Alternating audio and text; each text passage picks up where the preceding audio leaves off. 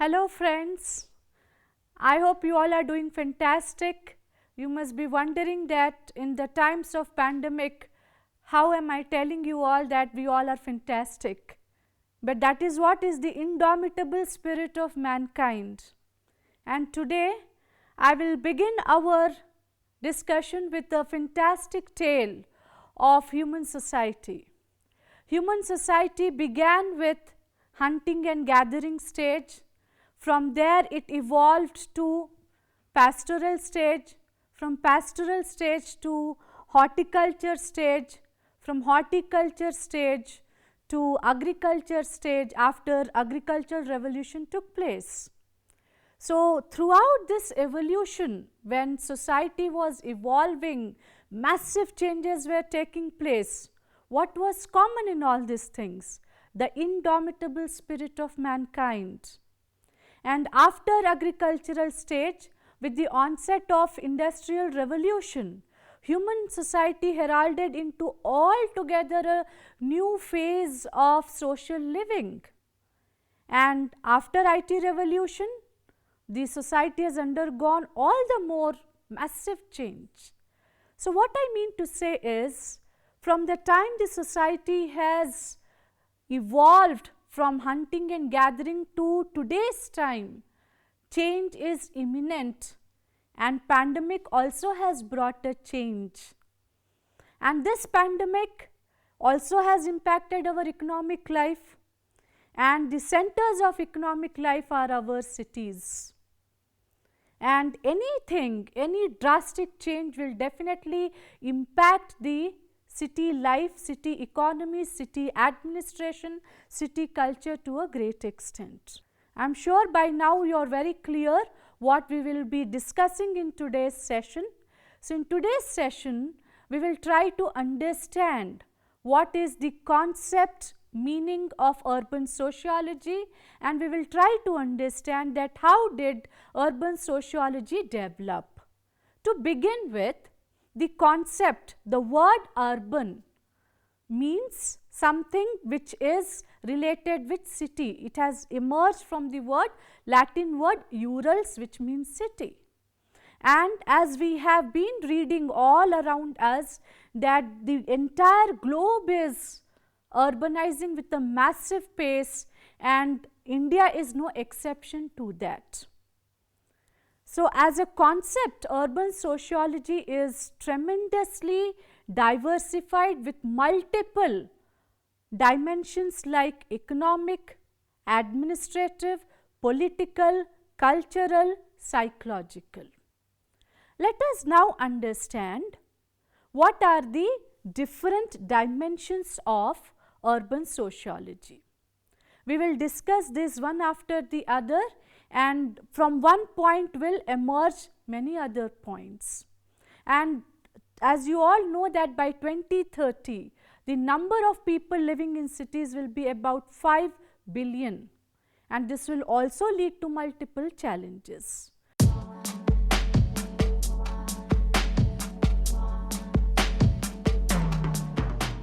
So, on this note, let us now understand what is the meaning and definition of urban sociology. Firstly, social structure, social actions and relationships. In social structure, we try to understand the different parts which exist in urban society, and every part is connected with each other in a multi-dimensional way. So, if you have to understand urban society, you should understand the different parts which is existing in urban social structure. Dear friends, whenever we are talking about structure, system is also inherent part of it. Because every part is interrelated with each other, this interrelationship is the system. So, in understanding of urban sociology, focusing on urban structure, urban actions, urban relationships is extremely important. Another very important dimension of urban social structure is economic, political and cultural units. It also comprises major dimensions of urban life such as neighborhood, migration, slum, villages and civilizations.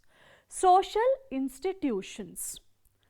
We all know that there are 7 prominent social institutions which we usually talk in social sciences, like family, marriage, kinship, religion, economy, education, polity. So, if you have to understand urban sociology, focusing on all these social institutions become mandatory. At the same time, a simultaneous comparison with the rural social institutions will also help us to understand the social structure in urban societies. In understanding urban sociology, we should also focus on different types of civilization which is derived from and based on urban modes of living. The ecological and cultural perspective is also extremely important. Ecology, as we all know friends, is the basic study of interdependence between man and environment, and culture is the blueprint of human life and human society. So, if you have to discuss about urban sociology, its discussion will be incomplete if you are not able to talk about the ecological interdependence between the urban society and urban dwellers, as well as the cultural ethos of a particular city.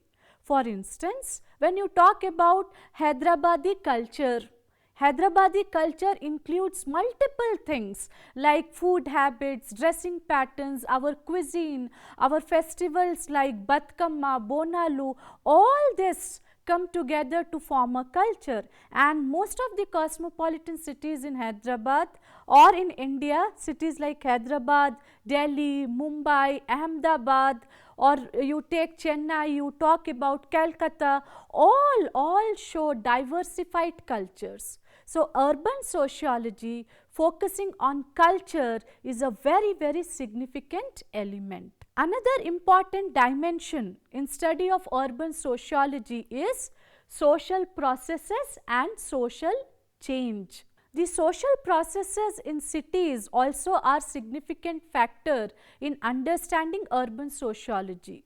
What are social processes? Social processes are cooperation, competition, accommodation, assimilation. All this play a very important role in facilitating and combining the entire culture of cities. Such social processes are also important to talk about the urban development processes, because if there is very high level of competition and conflict, it hampers the urban development. Urban sociology also deals with various elements of modern civilizations and also the dichotomy between rural and urban civilization. Now, what is this dichotomy? Dichotomy is, if you have to understand rural, you have to understand urban. It is something like this: if you don't understand the significance of day, you will not be able to appreciate night. So, many authors which we will be discussing in our coming lessons, many authors, they have tried to explain urban sociology in terms of dichotomy, that is rural and urban. But there are also many authors who have said that such kind of dichotomy would be injustice in understanding urban sociology. Nevertheless, such discussions are endless, my dear friends.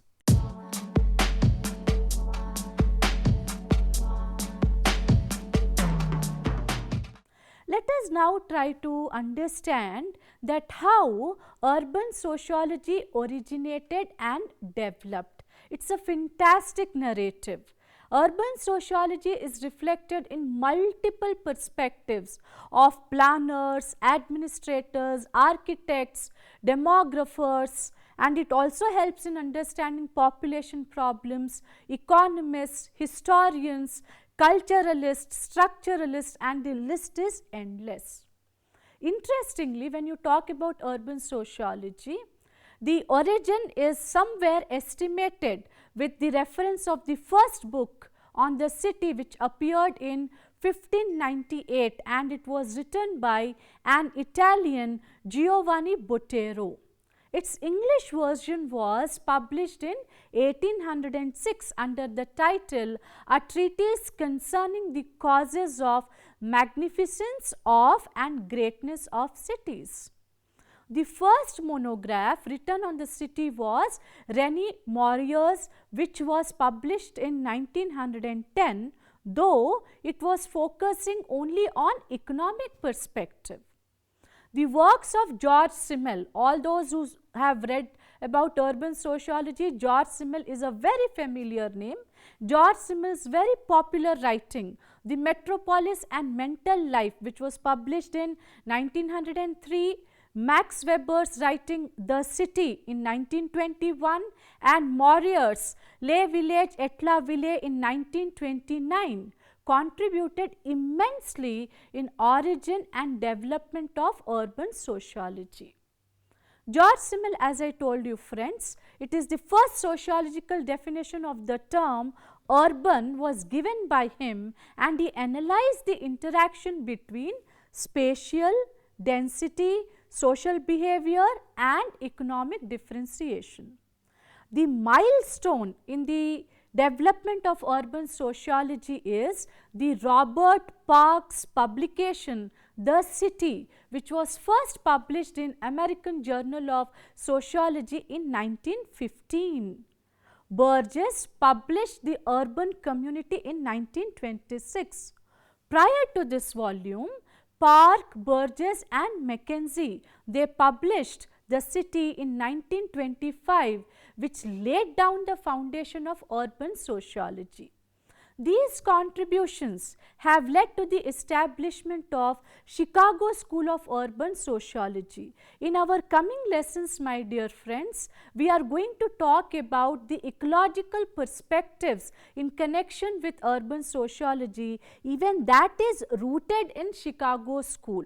That is why as a learner or as a student of urban sociology, understanding Chicago School of contribution becomes very interesting and in a way mandatory. In United States of America, urban sociology got recognition in 1925 during an annual meeting on urban sociology, which was organized by the American Sociological Society.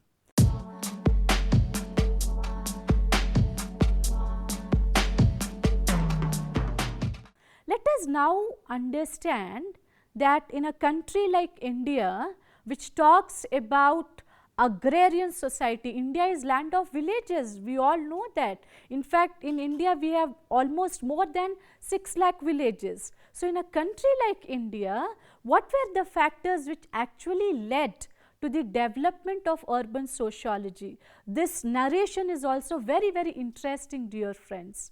And we know that when you talk about Indian civilization, Indus Valley civilization, which dates back to 2500 BC, is a fantastic narration about the magnificence of the human creation dating 2500 BC. The cities like Mohenjo-daro, Harappa, Lothal, Kalibangan, they all are part of Indus Valley civilization. So, for India, urbanization or cities is not new, though as a discipline, of course, it is related with 1918, and there were multiple factors throughout ancient, medieval and modern period which has influenced the development of urban sociology. The first department of sociology in India was established in 1920 at University of Bombay by Sir Patrick Geddes. His town planning towards city development for Indore in 1918 is one of the pioneering works in urban sociology. However, the field of urban sociology assumed significance in Indian universities in 1960s only.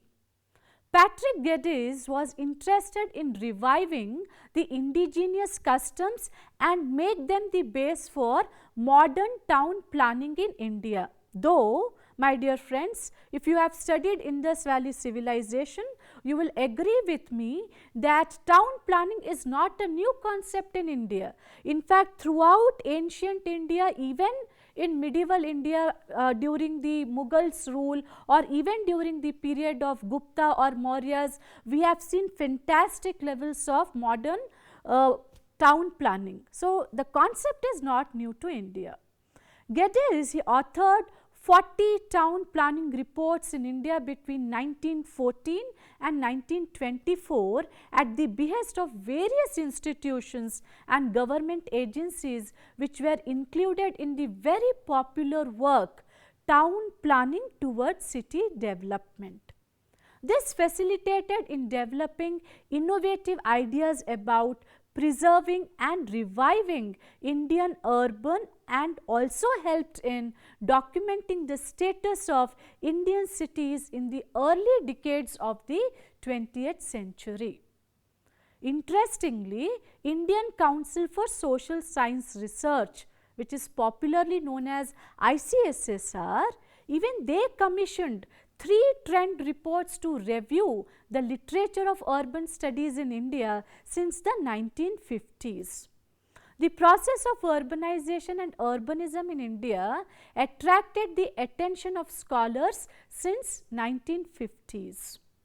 Professor M.S.A. Rao, as we all know, he is the founder member of Department of Sociology at University of Delhi. He made a fantastic distinction between rural and urban sociology, and he says it is not meaningful in India due to its lower level of urbanization. In the Indian context, there was no dichotomy, the word dichotomy I have just discussed, there was no dichotomy between traditional city and village, as both were the elements of same civilization. Professor Rao, in various studies, he argued that urban social structure and organization is relevant in multidisciplinary context involving disciplines such as economics, geography, history, political science, demography and sociology. You may definitely wonder that why is it so? This is so because urban sociology has multiple dimensions to its understanding. You cannot understand urban sociology or you cannot understand city or urban center only from one dimension.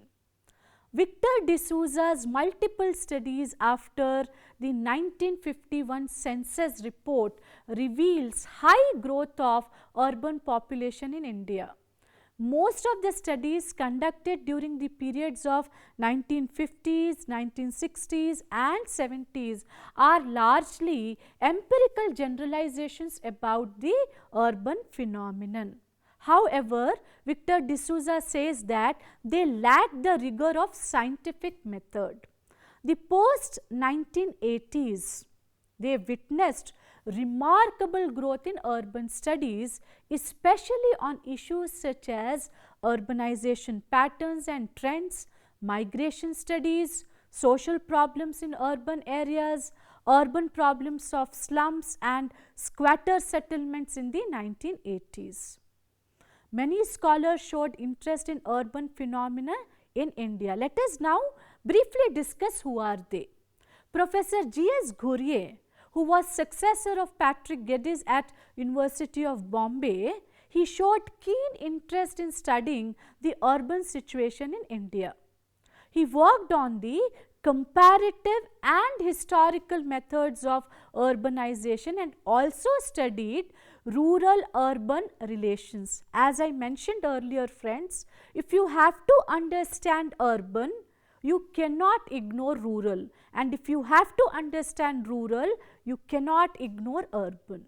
Ghurye also concentrated on the ecological, political and cultural aspects of ancient. Professor G.S. Ghurye, who was successor of Patrick Geddes at University of Bombay, he showed keen interest in studying the urban situation in India. He worked on the comparative and historical aspects of urbanization and also studied rural-urban relations. Dear friends, in Indian context, if you have to understand rural, you cannot ignore urban, and if you have to understand urban, you have to incorporate rural. So, in a way, dichotomy exists, though lot of debate has happened on this.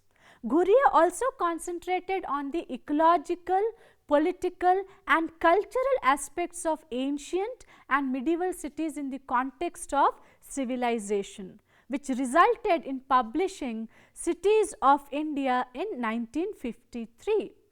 Though we know Max Weber for his very popular writing, The Protestant Ethics and Spirit of Capitalism, he also offered a comparative historical account of cities with special attention to the institution of caste in the context of Indian cities. Nowadays, we think that caste is purely an agrarian concept, but in cities we see that there is a caste class continuum, and Weber also tried to focus on the continuity of the main characteristics of caste in traditional Indian cities. He abstracted the emergence of citizenry, social and legal equality, fraternization and autonomy of modern Indian cities. Gideon Sjöberg, who was a Swedish author, you may be wondering why was Weber, Sjöberg, the foreign authors interested with regard to Indian cities. So, even this is a very interesting phenomenon, because India as a culture is a melting pot of cultures. So, coming back to Sjöberg, who was a Swedish author, he tried to explain industrialization categories in Indian cities into pre-industrial and industrial. But our M.S.A. Rao, he objected. He said that the processes of urbanization in India is complex and multifaceted, and therefore the categorization of Indian cities on the basis of industrialization is very simple. He focused on, Professor Rao focused on British colonialism, which is a very important factor in urbanization. Arnold Toynbee, who was a British historian, even he has studied the location and shifting of capital cities. Prominent names like Robert Redfield and Milton Singer, who were the American anthropologists, even they studied the organization of great tradition in Indian cities, their cultural role, as well as the sacred geography and functions of Indian cities. As I mentioned, my dear friends, urban sociology is multi-dimensional. You have to incorporate even the geographical perspective in understanding cities. Professor Radha Kamal Mukherjee, one of the best known Indian sociologists, he introduced social ecological studies of Indian cities at Lucknow University. The role of geographers in social ecological studies of towns and cities is phenomenal. 1971 census is a milestone year in India. You may be wondering, why is it so? It is so because 1971 census recorded a very high rate of growth of urban population, and this resulted in attracting the interest of many more scholars into the study of cities and associated issues, which resulted in gaining fast development of urban sociology in India. The problems of rural-urban migration, urban development and other related areas such as demography. Demography is study of population, neighborhoods, slums, stratification. Stratification is dividing the society into stratas, education, ethnic conflicts and movements, kinship, religion, politics, economy, social problems and impact of urbanization on rural areas. All these issues, they attracted the attention of many sociologists and social anthropologists. Some of these studies in 1970s which were instrumental in strengthening urban sociology in India is important for us to know. What are they? Edward Dimmock and Indon Roberts study titled The City in Pre-British Bengal according to Mangal Kanyas in 1970. Amitav Ghosh study The City in Early Historical India in 1973. Gavin Hambley's book Cities of Mughal India, Delhi, Agra and Fatehpur Sikri. The focus was on these three cities, published in 1968. Satish Sabharwal's work Indian Urbanism, a Socio-Historical Perspective in 1978. All these and many more number of important studies on urbanization related social problems in towns and cities. Sociologically relevant studies on problems like prostitution, beggary, juvenile delinquency and slums in urban context have been carried out both by social workers and urban sociologists. Many well-known slum studies were conducted. For instance, we all are familiar with A.R. Desai, who is a popular name. A.R. Desai and Pillai's work Slums and Urbanization in 1970 and A Profile of Indian Slum in 1972. Victor D'Souza's work on the Indian city, poverty, ecology and urban development in 1978 contributed in its own way in understanding urbanization in India. Demographic studies of towns and cities were based on the census reports and national sample surveys. Kingsley Davis' work, Urbanization in India, Past and Future, published in 1962, and The Origin and Growth of Urbanization in the World, published in 1955. Ashish Bose's work on urbanization in India in 1990 and N.B. Sovani's work, Urbanization and Urban India in 1966. They all are significant contributions to urban demographic analysis. You may now wonder that why we are so frequently talking about demography. Urbanization is also a demographic process. Why I am saying that it is a demographic process? Because it is the rural to urban migration which brings in change in the urban population. Therefore, the magnitude and scale of urbanization in our country was focused through these studies. The government initiatives in 1980s and 1990s in conducting urban studies was also highlighted. Government of India in 1980s appointed a National Commission on Urbanization under the chairmanship of Charles Correa, the distinguished Mumbai-based architect. The commission aimed to examine the state of urbanization with regard to demographic, economic, infrastructural, environmental, physical, shelter, energy, land, poverty, and so many other aesthetic and cultural aspects. The Commission was also entrusted to identify priority action areas, make projections of future needs, and estimate the available resources. The Commission was also expected to prepare basic guidelines for the specific action plan in priority areas and evolve a policy framework which was very important for the encouragement of manageable urbanization and also the methods of creating networks of interaction as an ongoing process between government, academic and research institutions. The Commission submitted its reports in August 1988 and made certain recommendations. There have been several government initiatives after that, and especially after 1990s when India came up with LPG policies of liberalization, privatization, globalization, it has seen massive changes with regard to urbanization and urban centers in India.